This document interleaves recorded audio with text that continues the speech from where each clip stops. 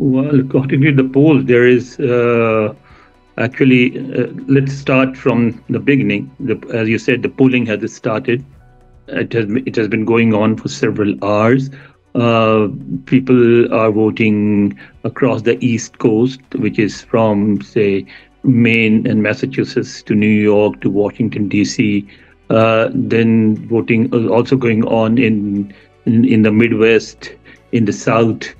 It is just starting on the West Coast, which is because there is a 3.5 hours time difference. But yes, the voting has started almost across America.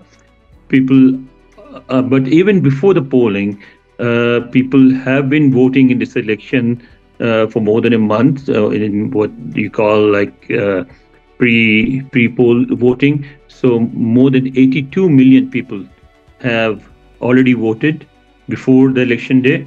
82 million is a large number. It is more than half of the total number of votes that were cast in the previous election. So that is a big thing. And then now we see long lines outside polling booths in most places. It is. And because of this, actually, because the participation is so high, because there is so much interest, most polling, most pollsters are refusing to predict anything.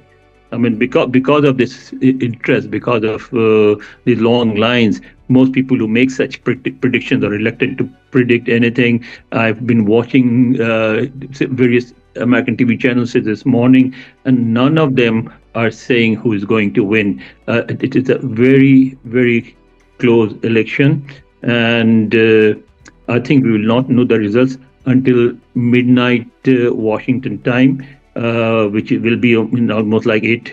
It is 11 a.m. here now, so it is in about 10, 11 hours. We will probably have some idea. Because the elections are so close, each and every vote will be counted, vetted thoroughly, and elections result will only be announced once the people who conduct these elections are certain of the results. So we are not going to have early results this time. As you know, the Muslims are almost only are a little more than 1% of the total population. So usually their votes do not matter. But in this election, the so-called swing states are the one where both the parties like Democrats and Republicans have sort of equal number of votes, and then the results are decided by a small number of undecided voters who are neither Democrats nor Republicans, or smaller minorities like the Muslims. So there are 7 such states, which include Michigan, Wisconsin, Pennsylvania, Arizona. In these states, we have a sizable Muslim minorities. Like in Michigan, there are about 210,000 Muslims. In Pennsylvania, there are about 250,000 Muslims. In Wisconsin, we have about 110,000 Muslims.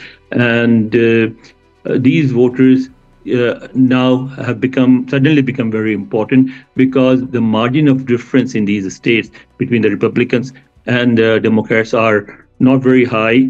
And so even a few thousand votes can make a difference.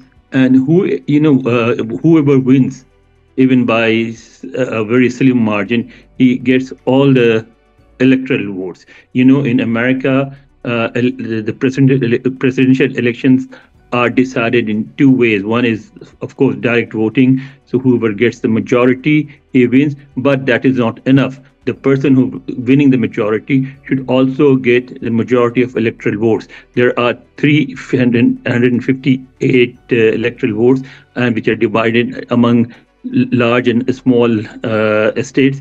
States with large populations get more votes, like New York and California, Texas. I mean, they have New York and California have more than 50 electoral votes.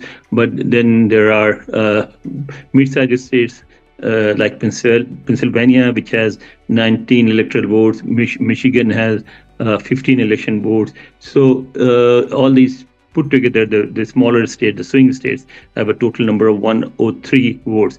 And the predictions are that once again, both